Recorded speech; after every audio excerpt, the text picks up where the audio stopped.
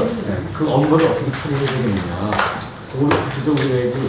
그렇죠. 관리사무소 자기 관할 인적 성장이 자기 거를 자기 거 자기가 뭐 그러는 거예요. 그러니까 그 문제를 해결하는 게 땅땅땅 뜬다는 그게 아니라 이거 일제히 이름으로 보내는 거죠. 일제히 우리가 그거 그냥 주관해서 이거 보내야 돼. 회장님이 그거 확인하죠. 회장님이 제가 확인하죠. 그걸 확인하고 공문을 드릴 거예요. 하는 거야.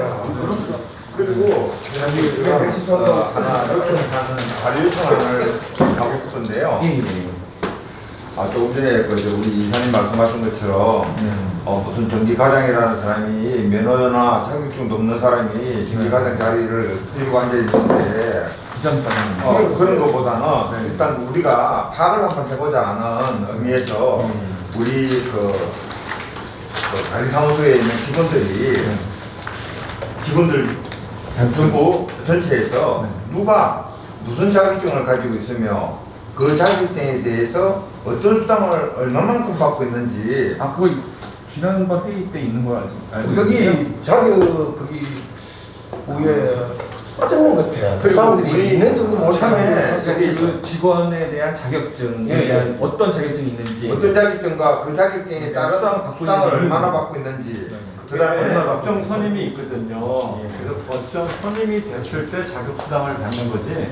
자격증을 가지고 있다고 해서 자격증 수당을 받는 건 아니에요. 그다음에 이제 우리가 우리 관리하고 우리 아파트하고 입대하고의 계약을 할 당시에 우리가 조건이 있었을 거예요.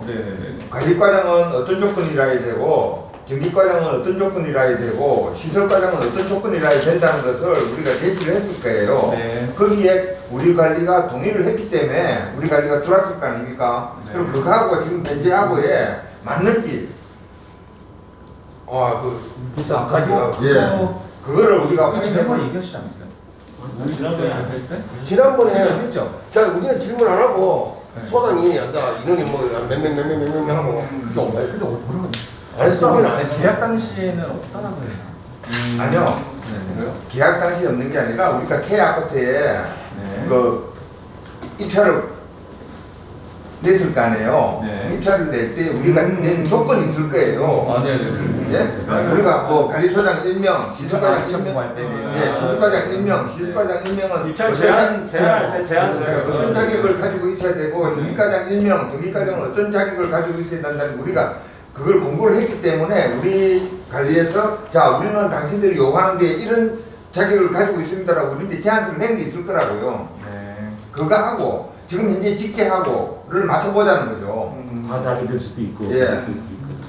아마 변동이 있을 거고요. 작년 5월에 계약한 걸로 알고 있고요.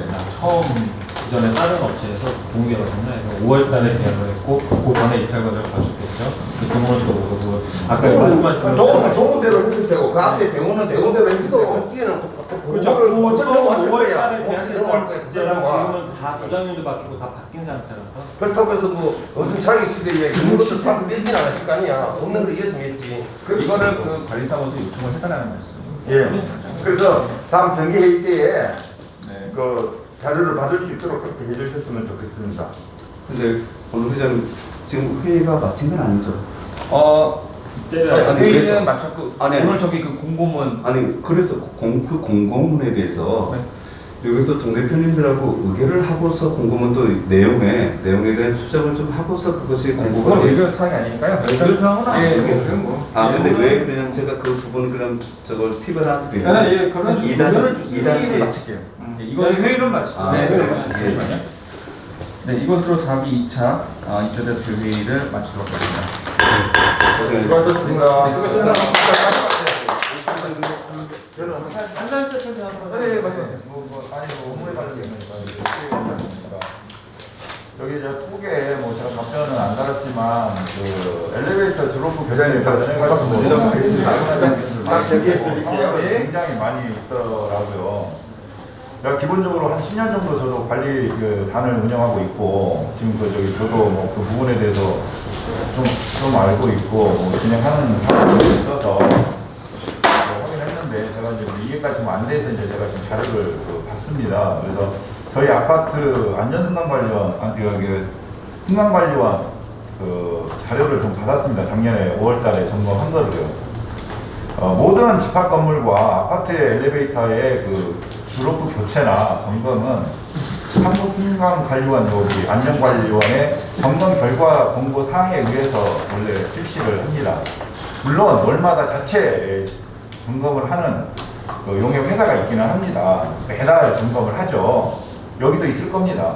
근데 이제 그걸로 판단을 하는 게 아니라 1년에 한 번씩 정기적으로 법으로 의무적으로 검사를 받게 돼 있어서 이런 검사 성적서가 나옵니다. 검사 성적서가 나오고요. 여기 봤더니 작년 5월 달에 저희 아파트 이상 엘리베이터가 다 한 개도 없었습니다. 작년 5월 달 기준입니다. 그리고 보편적으로 한 8년 정도 되면 이제 로프 쪽을 좀 점검을 시작합니다. 교체 주기가 이제 시작되게 되죠. 저희는 6년 정도 됐기 때문에 6년에 드로프를 교체하는 메인 램프를 교체하는 경우는 거의 없다고 얘기합니다. 특이한 경우는 허락하고 그리고 제일 교체 판단에 있어서 제일 중요하게 판단하는 거는 승강기 안전관리원 여기 검사 실적서 요거 내용으로 가는 거고요. 그 다음에 하는 거 42기에 대한 그 내용이니까 각각의 내용이니까 뭐 다 적합 판정이니까 그럴 필요 없을 것 같고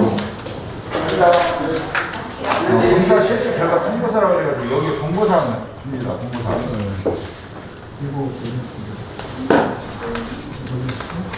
이렇게 시정 공고 내역서라고 이렇게 항상 주게 돼 있고 관리주체도 이걸 보관하고 있을 거라고 판단합니다. 그러면 관리자가 좀 의아했던 건 그게 이제 대화하시는 걸 좀 보고 제가 의아했던 건 이 내용으로 보면 저 같으면 하나도 지금까지 그 드로프 교체나 내용 그 교체를 안 했을 겁니다.